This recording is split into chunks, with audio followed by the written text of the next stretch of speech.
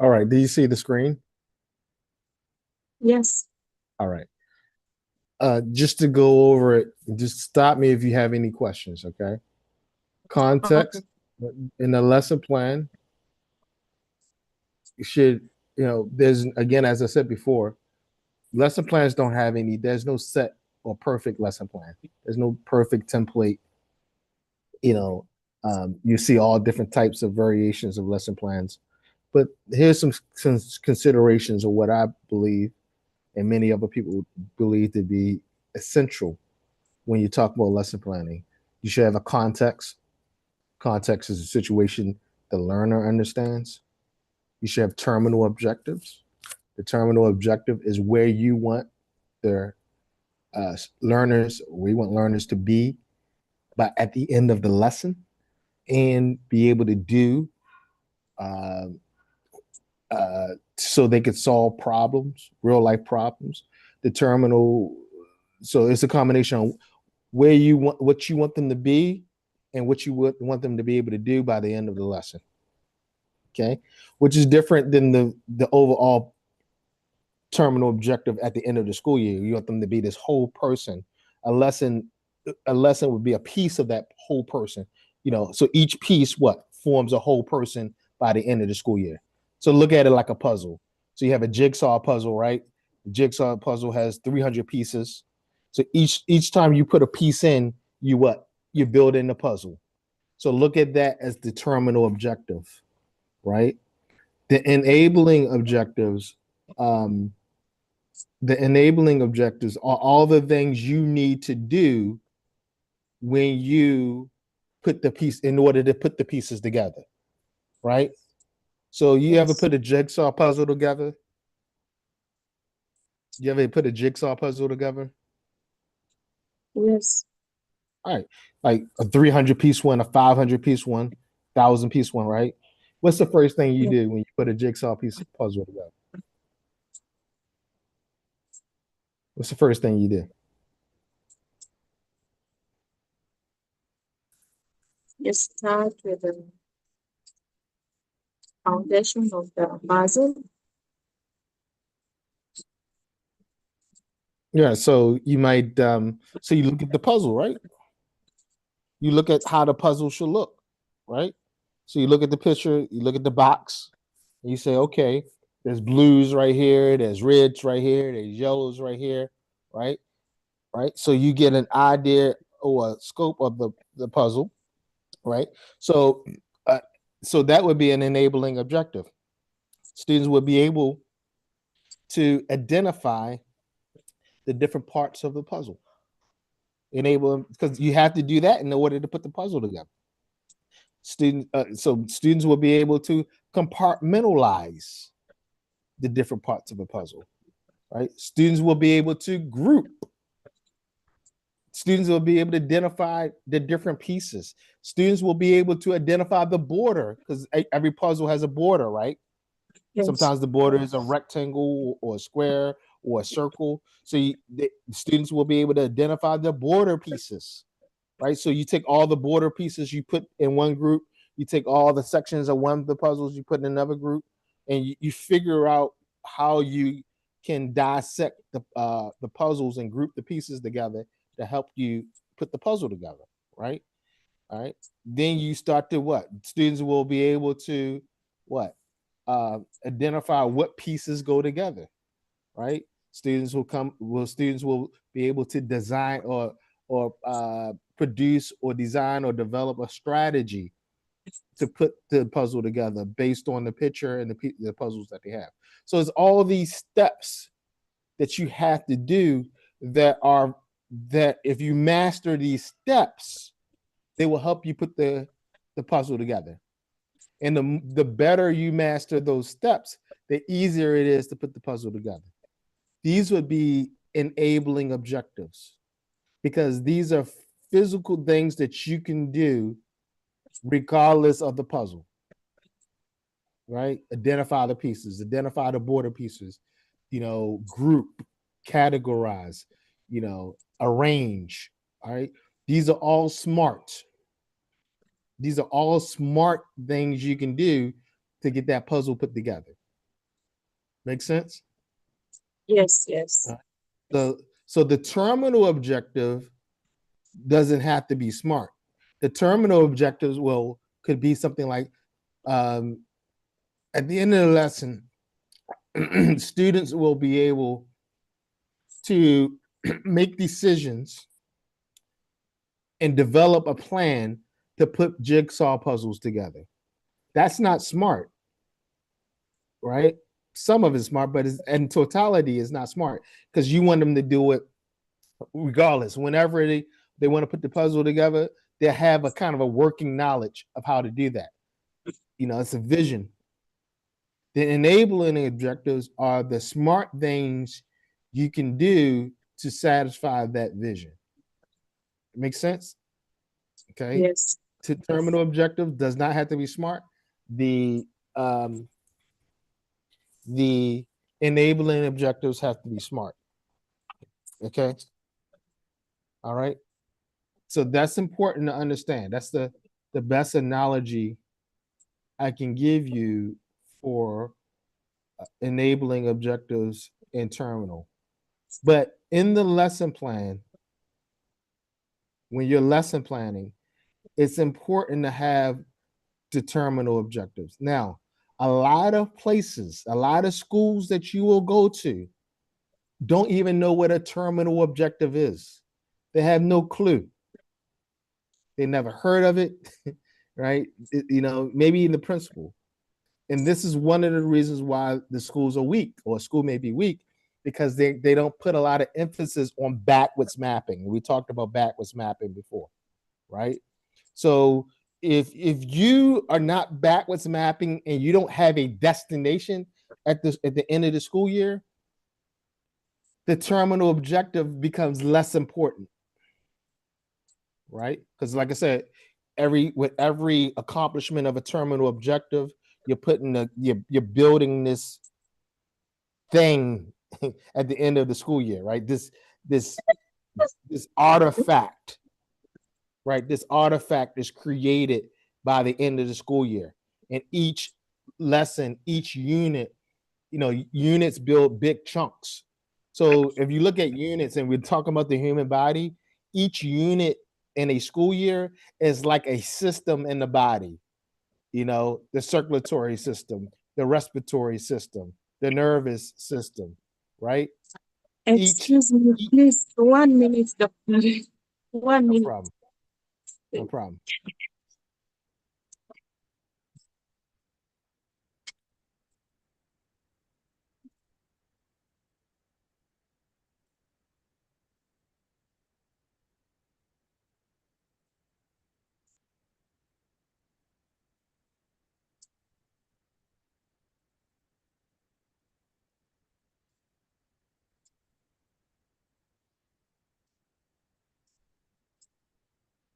Sorry All for right, that. got it. No problem. So again, what I'm sharing with you is best practices. That does not mean a school or organization follows this best practice. Okay. Many schools in Saudi, they don't backwards map, right? Most schools, school starts next year or next week, or schools have already started this week. The teachers came in 2 weeks before, and everybody's scrambling around. New teachers are coming in a week, 2 days before the school year starts, and it's like, all right, here's the textbook, follow the book, right? Here's the curriculum, follow the curriculum, da, da, da, and nobody's backwards mapping. So at the end of the school year, there's no expectation of how the students should. There's no expectation of the students. There are no what we call expected outcomes. In fact, when you don't hear in Saudi, you don't hear virtually anyone in Saudi Arabia talking about expected outcomes. So again, I want it to be clear, because I don't want at the end of this program you say, well, all that stuff that Dr. Rage told me was all good and it sounds nice and fancy, but I ain't using none of it. I know that 80% of what I'm telling you, I know that you are not, no one's going to expect you to do, because they don't know how to do it themselves, because they don't know they should do it. But what I am imparting with you is when you get the opportunity to implement best practices that you now know. So when I go into your school and you're the principal, I can say, Sharon, I taught you better. Right? Now that you're the boss, now you can implement best practices. You see? So I want to separate those two things. Right? So a lot of what I'm giving you, a lot of times people say, especially here, weekly plans, weekly plans, weekly plans. And then the weekly plans are compartmentalized and they're disjointed. There's no synergy between the weekly plans because there was no backwards mapping at all. Because you got to remember, if you're using the textbook strictly, right? The textbook doesn't necessarily, is not necessarily taking learners from A to Z. It's compartmentalized. So unit A doesn't necessarily flow with unit B, that doesn't necessarily flow with unit C, D, E, F, G. It's not, a lot of times the book is not sequenced in that manner because the book is supposed to be used like a resource, right? It's the same way when you teach in kindergarten. When you teach in kindergarten, do you teach A, B, C, D, E, F, G, A to Z like that? No, you break down certain letters, the vowels, the consonants, different sounds. You teach sounds, right? Phonology, phonics, right? And that's how we teach young people. We don't say, all right, this is A and this is B and C and D and Z. You know, we don't do it that way because that's not the best way to teach phonics. Is not the best way to teach the alphabet, at least the English alphabet, anyway, right? And it's the same thing with the textbook, you know, and that's why, as you heard me say in previous talks, that the textbook is not a curriculum. So going back to this lesson, right, that you know, you might write a terminal objective and somebody say, what is this? And you say, well, you try to explain it. That's they don't have to do all that. All right, and that's fine. If that's what that's if they're paying you to do small stuff, you do small stuff, right? But if you want to act in the best interest of your learners, then you would think about, how do I want these young people to be by the end of the school year? How do I want them to be? What do I want them to know? What problems do I want them to solve by the end of the unit, by the end of the lesson, by the end of the school year? All right. And this is key. In order to do that effectively, you have to backwards map. There's no other way. There's no getting around it. There's no buying the program. There's no one size fit all solution for every learner. Right? If you have 18 learners in your classroom, there's 18 different people, and there's no one size fit all solution for all 18 of those learners. Also, I want to keep in mind, you also have to I want you to think about this. You have to, when you are teaching, you also have to know what is the purpose of your teaching. Is the purpose of your teaching to build the brand of the school? Is the purpose of your teaching to develop young minds? Is it the purpose of your teacher to build independent, self-sufficient, self-determined learners? Is the purpose of your teaching to create a white collar worker, a blue collar worker, somebody who's going to work in a factory, right? Somebody who's going to be able to do XYZ, right? These are the things you have to know going in as a teacher. Why am I really here? What is the purpose of this curriculum? Is this curriculum trying to create a person that's most standards, let's talk about that. Most standards are trying to lead a people into certain types of jobs or careers or functions within society that will serve society at that time. So somebody's looking and saying, by 2050, these young people will now be adults, right? Carrying the nation. and they need to be able to do certain things in 2050, and they project their backwards mapping, right? Yes. And so you have to know that, and the societies who don't do that tend to be the societies who don't thrive, right? So you have to know what is the purpose of what I'm doing, so you can also play the game well, because you also got to satisfy the person who's giving you the paycheck. So think about it like this: the parents have an expectation of you, the students have an expectation of you, the principal has an expectation of you, the school owner has an expectation of you, the Ministry of Education has an expectation of you, the community at large has an expectation of you.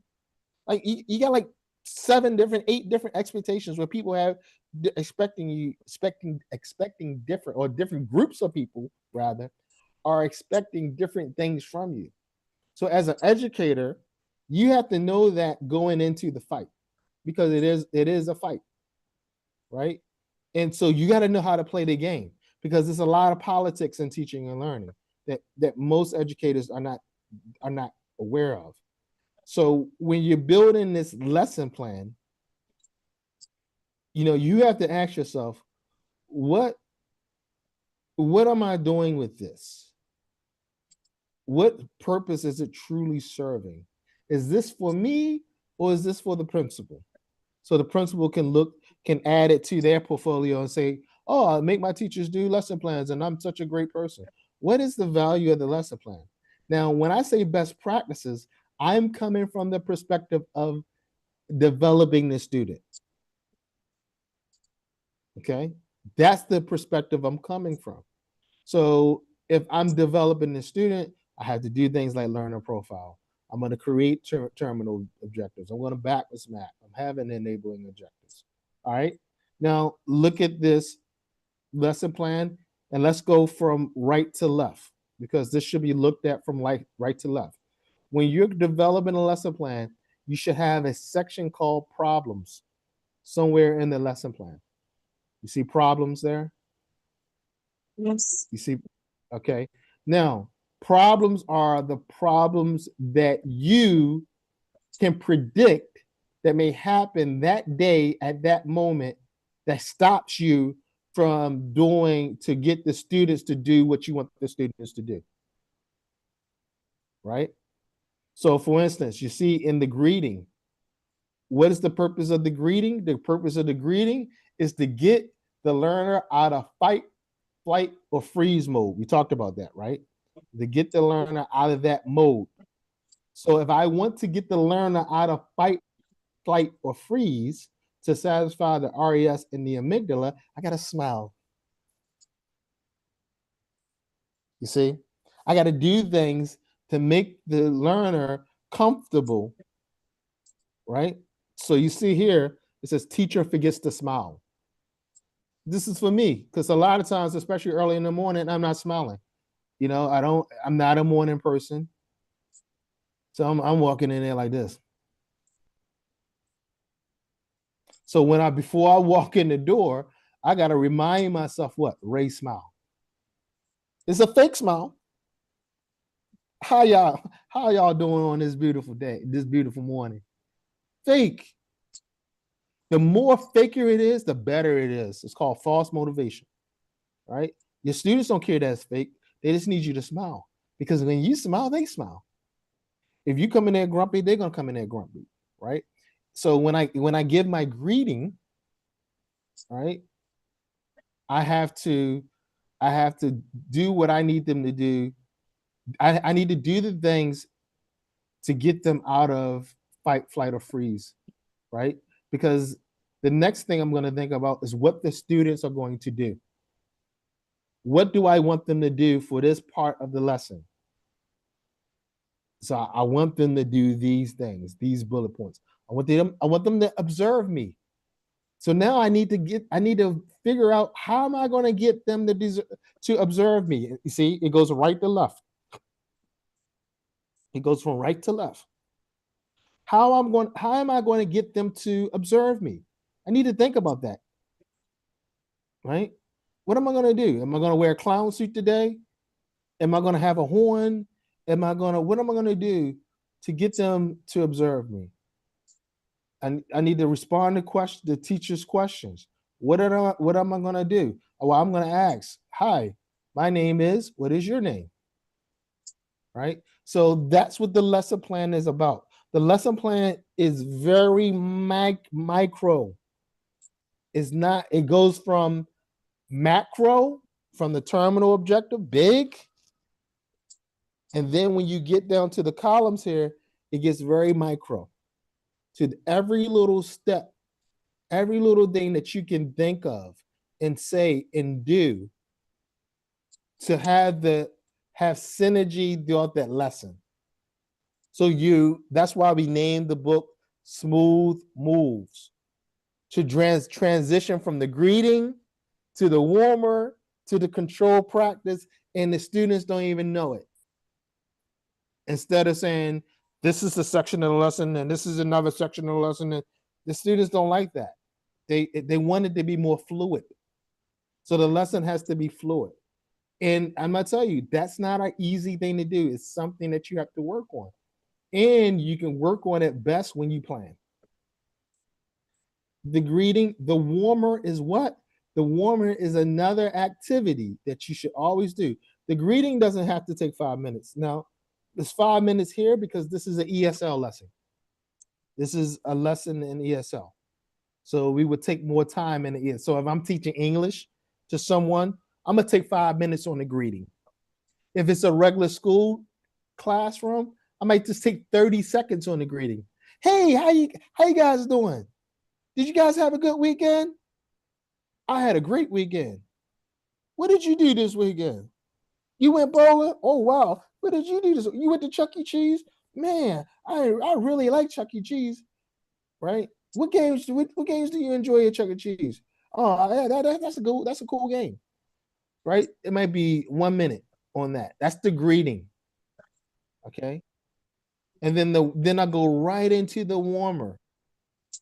And a warmer is something, again, as we said before, is an activity that the students can do individually or together that's easy.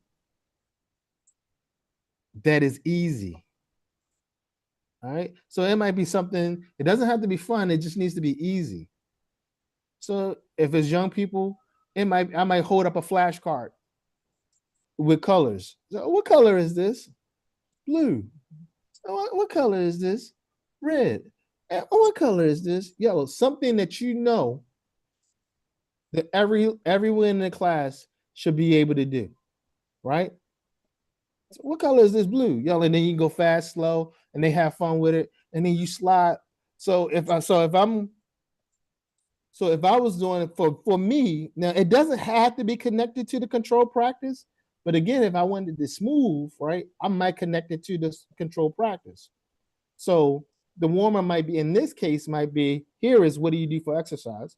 But let's say it's for not an ESL class, it's for a regular class. I might have pictures of a jump, or I might bring a jump rope, right? And I might bring a baseball, and I might bring a volleyball. I might bring a soccer ball. I might bring what did they call? I can't even think what they call. You do with your hands, grips. I might bring hand grips, right? I might bring a barbell, things connected with exercise, right? Or if I don't want to bring them, I just show them a picture. What is this? This is a jump rope. What is this? This is a volleyball. What about this? This is a basketball. This is a football. Yada yada yada. Right? That's my warmer. That's my warmer. Right? First grade, second graders, they all should know those items. Right? Then I move right into my control practice. Right? Now, let's say the purpose of the control practice was grammar, whatever it is, or building vocabulary, whatever it is. I slide right into it, right? And I put the answers on the board. In the case of an ESL class, teaching a language, I probably will use scripts. What do you do for exercise? Hello, hello. What do you do for exercise? I run. How often do you want run? 3 times a week. Where do you run? At the mall. When do you run? Every Friday and Saturday, right? Every Monday, Tuesday, and Wednesday, right? That's what my control practice. Now, in that control practice, the students have to follow the script exactly as I have it on the board. And if I'm teaching math, they're going to follow the steps that I showed them exactly. So this works again, as I said a million times. This works for math. This works for English. This works for geography. This works for any language, any subject. When you're doing the control practice, you have a step-by-step way you want them to do it, or you have a script that you want them to say word for word. They do not get a chance to deviate from the script. So if the script is, what do you do for exercise? They have to say, what do you do for exercise? Right? They can't say what you like to do, what you like to do for what do you like to do for exercise? No, that's not the script. The script is, what do you do for exercise? That's why we call it controlled practice, because the teacher, the facilitator, is controlling every bit of the experience. Now, some lessons might not have a control practice because now you're beyond the control practice stage. Makes sense? And they're more into what we call commutative activities, or immersive learning, whatever you want to call it, project-based learning, whatever you want to call it, right? Collaborative learning, cooperative learning, so many different names, right? But but let's say this control practice is excellent for the beginning of a unit, right? Right. Um, so you have to create a system. The control practice is about a system, regardless of what you're teaching. It's a system, right? And you're teaching, you're modeling, not teaching, you're modeling the system. You're modeling the system. Remember what I did the other day? What do you do? What do you do for exercise? Hello, hello. What do you do? I run. That's modeling the system. Now, when we go into vocabulary expansion, now they get opportunities to now go outside of the script. So again, I might use flashcards, I might use a video, I might use different things to show them they can get the same information different ways. Is what we call it. Remember, I think from last week, we called it iterations, iterative, right? Doing the same thing different ways, right? So there's, if I'm going to ask you, what do you do for exercise, is not the only way to ask that question, right? There's many different ways you can ask that question. How do you work out? What do you do to lose weight? What do you do? What do you do to get fit? This will fall under vocabulary expansion, where you give them opportunities to um, expand, or to expand the language, the target language, or the target outcome, right? What we call expected outcome, whether it's math, So in math, you might show them one way to get the answer, but in the expansion part of it, you might say, well, there's another way to do it also, or here's another consideration, or here's some manipulatives, or here's another way to look at it, or this might be a great in math. This might be a great time to do a word problem. Word problems, right? This might be a great time to do word problem, because word problems are very iterative, because there's now a lot of other things going on where they have to think about it. And then you can walk them through that process of thinking about the word problem in math, right? So each subject, the vocabulary expansion looks a little bit different, but the key is to get them to work iteratively, right? Meaning trying it out in different ways so they can adapt to different situations. Remember Dr. Diane Lawson Friedman, chaos theory, right? That life is not the same. We have different variations of life of a day. No one lives, well, hopefully no one lives the same day every day. That's the problem with going to prison, right? Nobody wants to go to jail because jail takes away that iterative nature of life, right? Jail, you get up at a certain time, you eat at a certain time, boom, boom, boom, they lock you down, and there's no iteration of your life. And for a human, that's horrible. So, being in prison is not just about being locked up in a cage. It's also this regiment that they put you through that makes us feel uncomfortable about our experience of living, because we want to be free. We want to shake it up, right? If I don't want to have dinner at 6 o'clock at night and I want to have dinner at 8:30, I can do it because I'm free.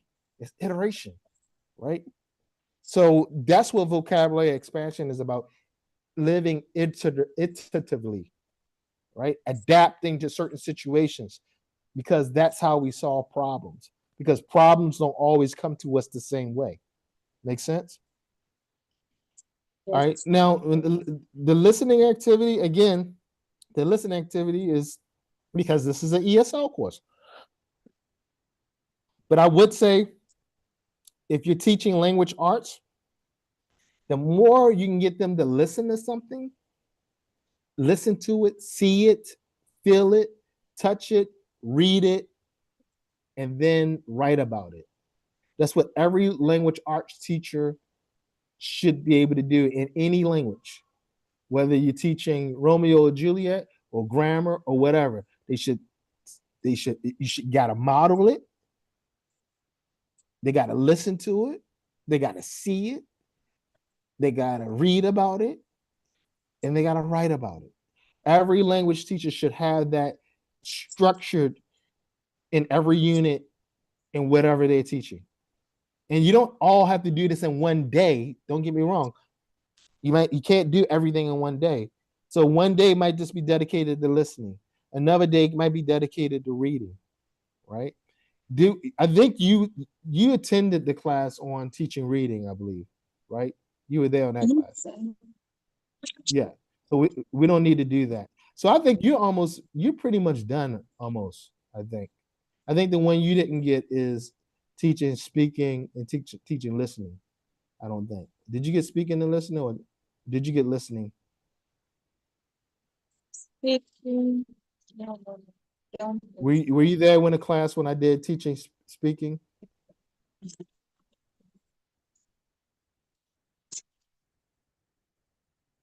No. It should be like in the very, very beginning. Because I don't know if you came in the listening part or the speaking part. I know you came in from the reading and writing.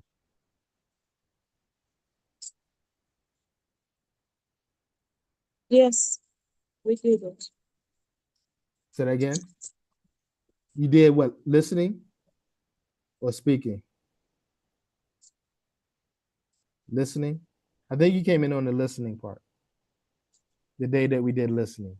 But the crux of it is what this lesson plan is comprehensive. You see?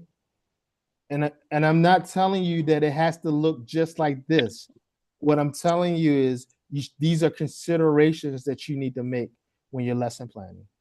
That's the whole point of what I'm trying to get you to understand. Is that clear? Yes. Context, terminal objective, enabling objective, greeting, warmer, control practice, vocabulary expansion, and then listening activity, reading activity, speaking activity, writing activity. These, depending on how much time you have in the lesson. Knowing that throughout the week and throughout the unit, you're going to try to cover listening, reading, speaking, um, and writing. Even in math, the students can write. They can write how they got the answer. They can write their own word problem. They can write even in math, even in gym, they can write. Any opportunity, any subject, learners should be spending time writing. And obviously, in phys ed and math, you're not asking them to write essays in PE class. You're not going to ask them to write essay in a math class, right? But even in math class, there should be opportunity for the student to get some type of response in the written format, whether it's one time a week, one time in a unit, or whatever. Why? Because writing is a higher ordered skill, and most people do not know how to write. One of the biggest issues I have with my graduate students, and we get into, and I'm probably about to get into one in a couple day or two, or maybe even today, with students about their writing, because they come in from bachelor's program, or they're already teachers or whatever, and they think they can write, and they can't write a paragraph. And I'm talking about a lot of people. Writing is hard. So it's something, because number one, we don't ask students to write a lot. And then when we do ask them to write, two things happen. The writing is not authentic. So we're not asking them to write about something that's authentic. That's one. And number two, we didn't take the time to build it up to the writing. So when I'm teaching, right, everything for me as a language arts instructor, right, as an English guy, as an English lit person, right, I really consider myself a language arts instructor, educator, is everything. The money for me, the prize at the end of the game show for me is the student writing something, whether it's a sentence, a paragraph, an essay, a thesis. That's the prize for me. So I spend all my time before I ask them to write to build up to that writing, because writing is the highest ordered skill. And it's the skill that ultimately is going to make them money in the future. Why? I'm going to tell you why. Because in order to be a good writer, you must be a good thinker.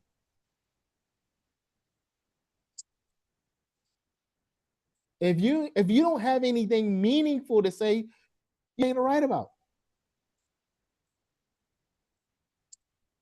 So my job is to get them to think well by teaching them, by doing the control practice, by doing the vocabulary expansion, by giving them listening activities, by giving them reading opportunities, by giving them speaking opportunities, by talking and giving them comprehensible inputs, things that they can understand and things that are compelling. All these little small things that I'm doing leads up to them doing some type of writing thing, because writing is artifacting. And we're going to talk about teaching. I think, well, we already talked about teaching writing. You've been in that class already. All right. It all leads, for me, that might not be for the math teacher, but for humanities people, for language arts, for anything dealing with the humanities, even a geography teacher, even, a history teacher for sure, social studies teacher for sure, right? The money is the writing. Because I'll tell you what happens in my graduate, people who you think would know how to write. And when I say they don't know how to write, I'm saying, I'm not talking about grammar and all that stuff. Right? I'm talking about being able to put unique ideas on paper, being able to read something and not regurgitate what they read, but use what they read to support a unique idea that they have developed through their reading, through their lectures, through their conversations, through their internal reflection, through their debating, consideration, analysis. And the artifact of that is writing. But most of my grad students, they give me a paper, they go on Google Scholar, they read some journals, and then they give me a litany. They give me a bibliography of what they read in paragraph form. And then when I put a big C- on it, oh, Dr. Ray,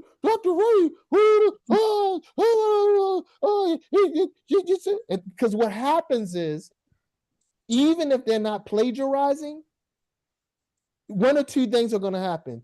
The AI checker is going to say, the AI wrote it because they're writing robotically, because they're not putting their internal unique ideas into their writing product. So AI says, this seems to be AI because it's very robotic, because all they're really doing is paraphrasing. And so although they're citing and technically they're not plagiarizing, they are plagiarizing because they're not inserting unique ideas.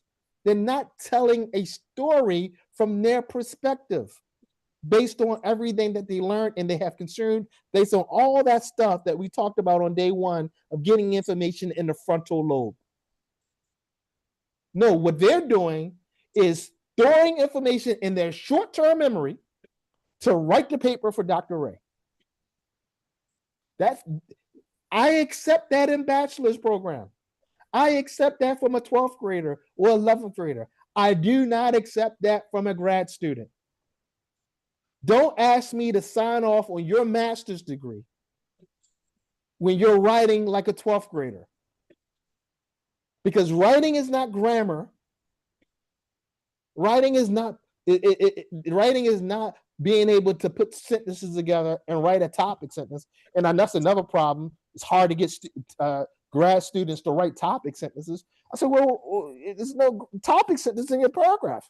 So what is this paragraph about? But they can't create a topic sentence because they're not following the writing process, because all they're doing is regurgitating what they have read. And you can't really blame them because no one's teaching them how to write. Too many teachers focus on grammar. I care less about grammar. The only time I care about grammar is when your paper is so unclear, it lacks coherency, and I can't understand what you are saying. That's the only time I care about grammar, is when your grammar is so bad, it takes away the meaning of your paper or your position, not your paper, but your position. So a lot of times I get graduate students writing papers instead of positions, and instead of telling me a story that is grounded in the literature. So we do this from kindergarten all the way up to bachelor's, post-secondary, is help people think so they can write. So the math teacher, yes, there should be some writing in the class. The PE teacher, yes, there should be some writing in the class. The engineering class, the business class, there should be some writing, because writing is the money. That's how we know the information has gotten to the frontal lobe. But so often, we're more concerned about students passing assessments and tests, which only puts the information in the short-term memory. And then as soon as that assessment is finished, they dump it out and nothing got to the frontal lobe. That's why we get people with bachelor's degrees and master's degree, and you ask them simple questions, they can't answer it. Because they learned it. I mean, they didn't learn it. They only remembered it for a short time to pass the test. And then after that course, it brain dumps out. Because the instructor, the professor, the lecturer did not take the time to make sure that information got into their frontal lobe, the thinking part of the brain. The professor, the lecturer, the teacher did not ask them to use the information in ways in which they can solve their problems, are not relating the information in ways where the student can solve their problems. So if I can't solve a problem, the amygdala is going to say, what? There's nothing in it for me. The only thing that's in it for me is the grade. And once the grade is over, it doesn't go to the frontal lobe. We kick it out to the non-thinking part of the brain.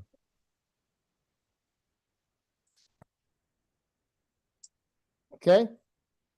That's the importance of lesson planning.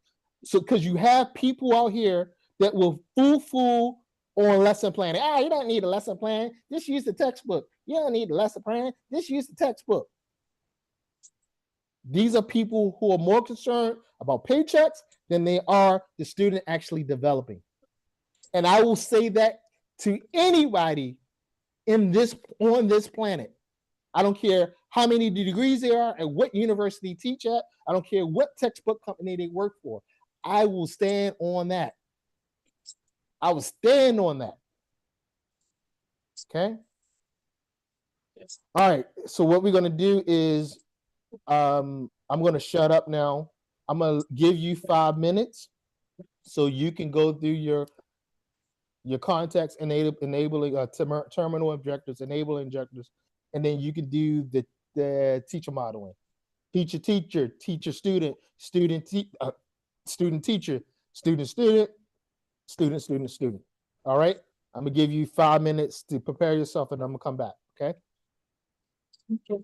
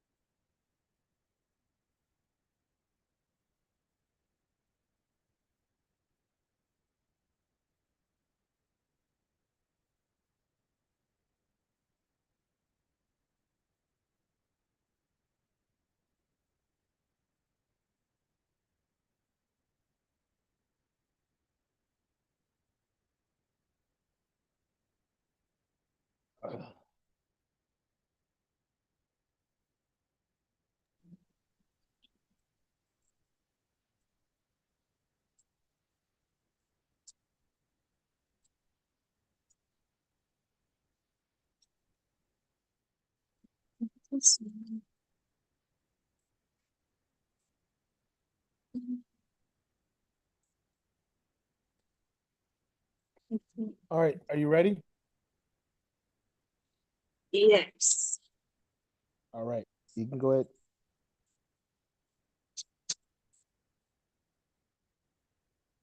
I'll start with in my context, terminal objectives. The first one, by the end of this term, learners will be able to solve grammar questions by using right vocabularies. Okay, Is that right? got it. That's your terminal objective. Yes. Okay, so they'll be able to solve, The second, to be able to fix the yeah, the student learners will be able to fix grammar issues through vocabulary. Okay, I'll go with that. second one, upon What's your completion of this, okay? What's your context? sorry, What is your my context? context,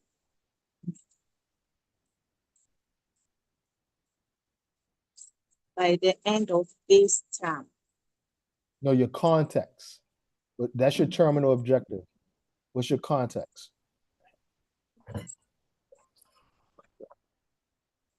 Remember, context is the situation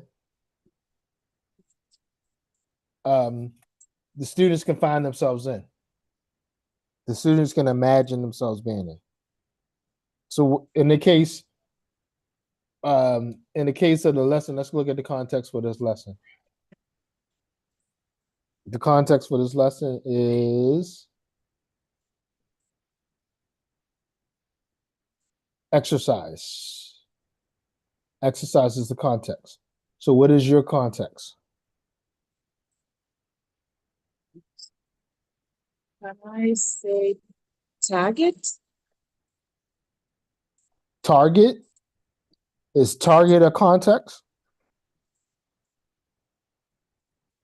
Yeah, because I'm targeting at the end of this, all learners No. will be able to solve the What's the grammar situation that what's the situation you're gonna put the learners in that they can imagine themselves being in?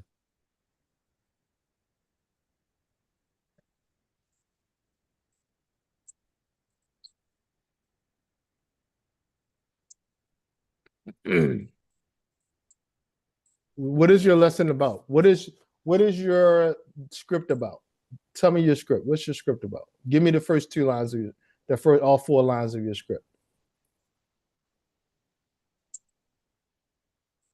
The same one I've been reading now. Yeah, the script. Yeah. What's your script? The A B. Hello, hello. What do you do for exercise? I run. What's your script? Yes. Hello, hello. What do you do on the weekends? All right. I So study. so your context would Hello, be, hello. hold on a second. Your context would be things that happen in the weekend or the weekend. So in Thing other language, context means topic or the context subject. means yes, context means the situation the student can imagine themselves in. All right. So the context is the situation. Right. So let's say you walk about two people, right? You Yeah. walk about two people, and one person goes, "Man, get out of here!" Right? Man, get out of here! But you don't know the context. You don't know if he's joking. You don't know if he's serious because you don't know the context of what they're talking about. You understand? So you can't really say that he's mad because he could be joking. They could be talking about something lighthearted, or they could be talking about something serious, right? Because you're not privy to the context, you can't really respond, right? But if you know the context was the one guy owed the other guy money, right? Now you know when you hear, man, get out of here, you know that's probably something serious, right? Or if you know the context was they are talking about their favorite football team, then you know they're probably joking around. So because you know the context of the conversation, when you hear man get out of here, you either get alarmed because there might be a fight, or you saying they're just joking around because you know the context. Now, if you don't know the context of the situation, you don't know what's going on. Make sense? So does Yes. that make sense to you? So the context is the situation. All right. The situation that gives meaning. So the context is a situation that gives meaning. So when things occur, remember, it's chaotic, right? The world is chaotic. When things occur, you know based on the context what that really means. Right? So if let's say you hear a loud boom, and you hear several loud boom, boom, boom, boom, right? If you don't know the context, you might think, are we being bombed? Right?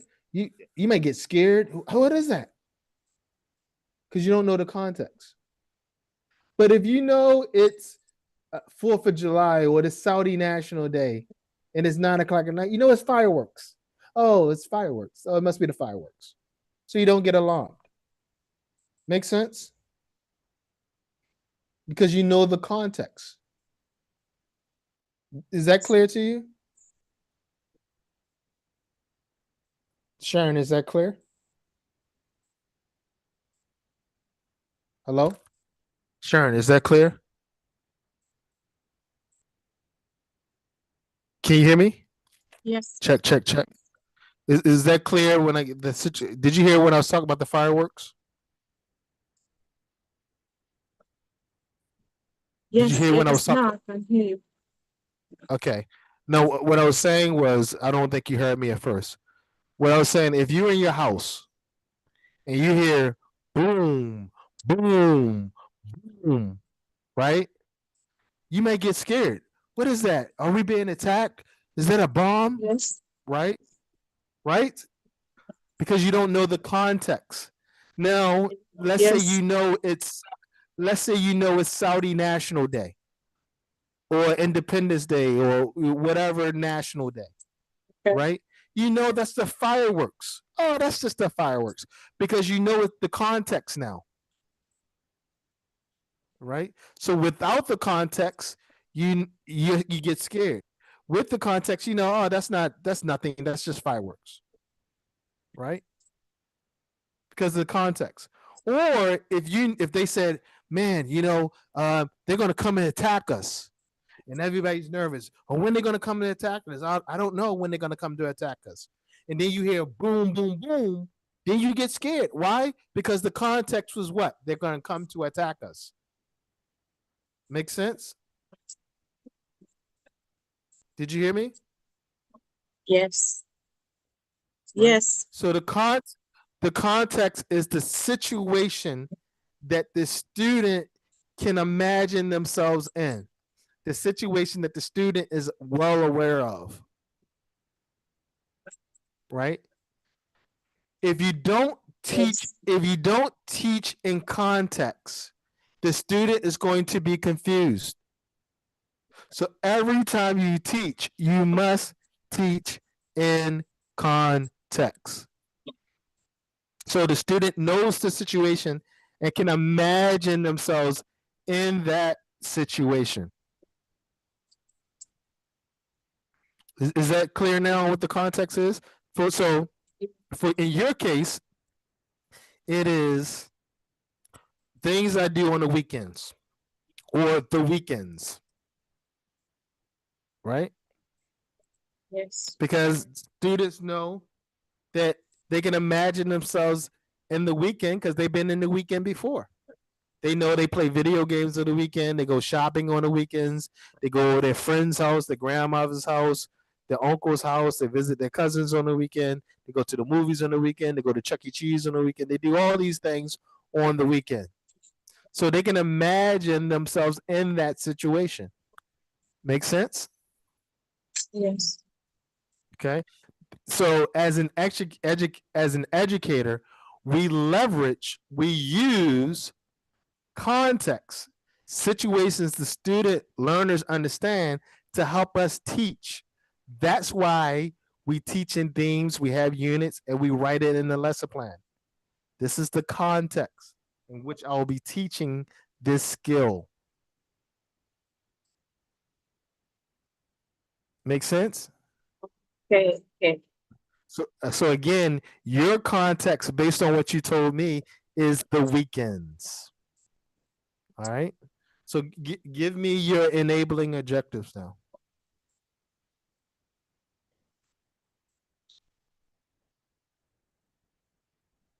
Learners will be able to create great presentation, They'll be able to create what?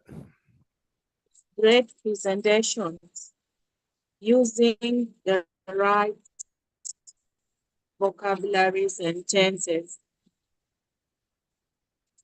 And learners will be able to engage in their audience. Engage their audience. Yeah, in their audience. So learn. Or What do students you mean by will be able to answer questions effectively. students will be able to answer questions about the things they do on the weekends? Students will be able to answer questions about the things they do on the weekends. Students will be able to talk to each other about the things they do on the weekend using the target language. Students will be able to write a paragraph or a sentence about the things they do on the weekends using the target language, or just be able to write about it. Okay. All of these objectives are SMART. They're specific, measurable, achievable, realistic, and timely. Okay. You got it? Yes. And when you write in one objective, it should be one specific thing, not two things in objective.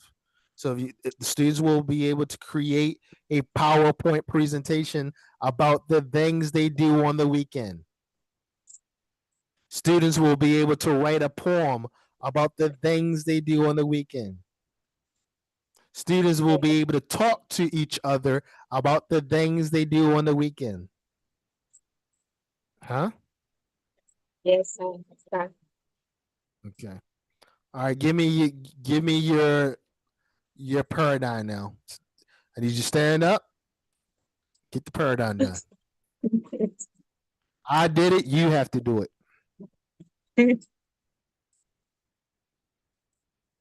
I can't do it tomorrow. Why tomorrow when we here live today?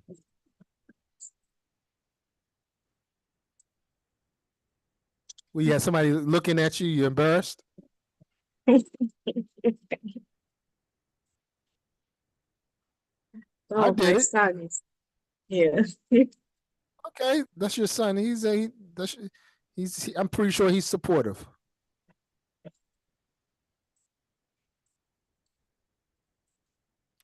Okay, so I'm gonna do teacher, teacher, teacher, student, student, teacher. Yep. And then student, student, student. All the A's right here. All the A's here. All the B's here. A's, B's. When I clap my hands or when I blow the whistle, or whatever the signal is.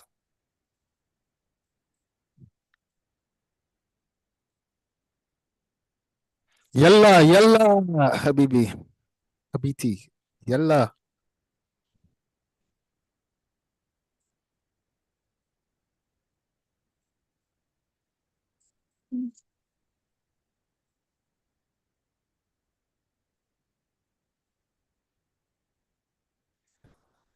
Hello. Hello. What do you do on the weekends?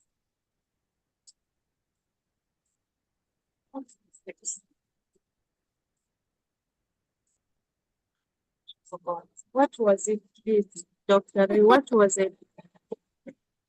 This your script, not my script. What do you do on the weekends? What do you do on the weekends? I study. Hello. Hello. What do you do on the weekends? I study. Hello. Hello. What do you do on the weekends? I study. Hold on a second. Hold on a second. Hold on a second. Who are you talking to? 1 minute you're here, next minute you're there, next minute you're here. Student. Right? Right. So it's hello. Hello. What do you do on the weekends? I study. Hello. Hello. What do you do on the weekends? I study. You're doing this. Right? You act like you're talking like it's a play.